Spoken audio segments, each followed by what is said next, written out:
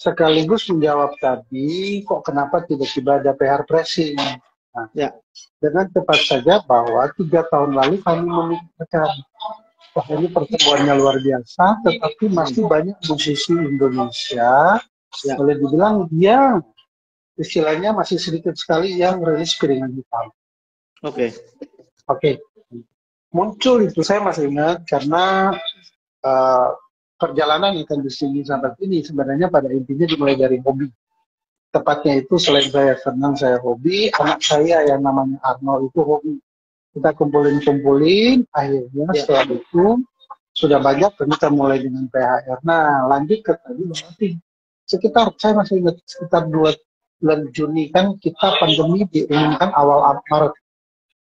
Maret, April, Mei, Juni ya. Oke, di tengah Juni itu kita kan ketat banget, nggak bisa kemana-mana.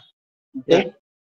Nah, akhirnya ujung-ujung, kira-kira kita kayaknya perlu, boleh dibilang, memikirkan untuk membantu para musisi Indonesia yang boleh dibilang untuk bisa cetak piringan hitam. Tetapi pada saat boleh bilang itu ya dengan cepat aja kita coba lihat, cari-cari, hitung-hitung, tapi mahal juga pabriknya ini, gitu kan, gitu loh ya. Aduh, kita punya tabungan. Nah, kita punya tabungan belum cukup. Ya udah, nabung dulu. Akhirnya singkatnya, tapi kita sudah memulai. Nah, kita sudah memulai, saya masih ingat di awal sekitar Oktober, Oktober 2020 itu, ya, boleh dibilang kami sudah mencoba mencetak rilisan piringan hitam, tapi saat itu masih cetak di luar negeri.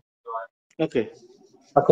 Karena capital kita masih kurang ceritanya. Kan itu kan ya, karena butuh modal. Nah, singkatnya, ini sejarahnya saya bawakan. Ini piringan hitam pertama yang kami cetak. Almarhum Gomblo. Mantap. Ya. Jadi ini lagunya pertama kali ya. Fenomenal. Buat teman-teman yang mungkin lahir ya sekitar 60-an, 70-an, 80-an awal, ingat kayak gini. Ya kan itu kan ya. Saya ngalamin. Nah, Gomblo yang terkenal banget di radio. Ya, legend banget. Ya kan itu kan? Legend. Atau yang namanya lagu-lagu lain. Nah, ini yang kita rilis pertama. Ini diproduksi di Hair Pressing ya? Yang ini izin koreksi bahwa ini waktu kami cetak masih di luar negeri. Kenapa? Masih di luar negeri, kita memulai, betul. Seiring perjalanan itu, kemudian habis itu, boleh dibilang dengan perjalanan yang ada itu, akhirnya kita coba. Habis itu, ternyata animonya bagus. Izin kami lanjut mencetak, ini masih luar negeri. Ini cetak piringan hitam almarhum Glenn Fredly. Glenn Fredly, wah itu romansa ke masa depan. Romansa ke masa depan. Ini udah ada. Ini lagunya dan seterusnya. Oke. Dengan cepat saja bahwa ternyata permintaan tinggi dan lain-lain. Akhirnya kita pikir pabrik harus hadir di Indonesia. Nabung. Bung Johan, sorry potong dikit ya. Ini pengen tahu aja. Itu kan Bung Johan cetak di luar negeri. Itu jadi on behalf of apa tuh istilahnya?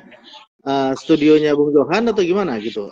Nah, saat ini yang di luar negeri itu boleh dibilang studio dan pabriknya itu masih luar negeri. Kita hanya menyiapkan raw materialnya, kira-kira sudah layak cetak, kita bantu proses sana. Nah, seiring dengan pertumbuhan ternyata itu boleh dibilang itu relatif lama.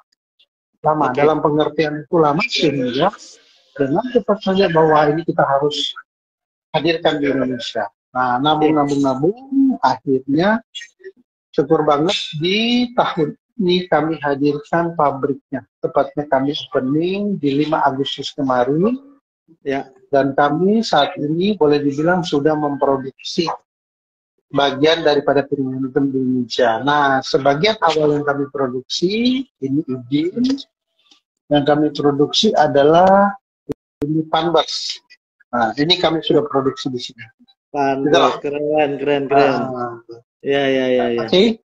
Ya. Dan setelah itu juga yang lain-lain sudah ikut.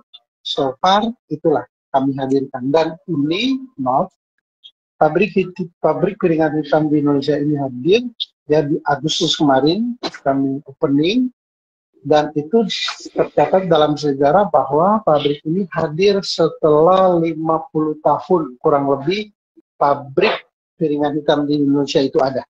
Jadi ada 50 tahun kosong, hadir vakum, ya, dan PHR sebelumnya siapa? Sebelumnya siapa, Bung Johan? Sebelumnya boleh dibilang itu tercatat dalam sejarah adalah dari Lokananta yang ada di Solo. Oh, Lokananta, wah, iya. Hebat nih. Blessing sih. Nah ini terlepas dari semua itu, kehadiran dari PR Tracing dan note bahwa saya tidak sendiri di PR Tracing, karena ini butuh investasi yang relatif buat kami juga besar, karena buka toko aja buat kami itu sudah besar, sudah punya nilai ini membangun pabrik. Saya berpartner, tepatnya itu Mas Taufik ya, dan beliau itu yang memanage atau punya label namanya Elevation.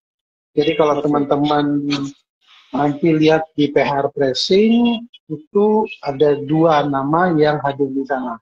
PR Pressing, kemudian itu ada PHR Record dan ada Elevation.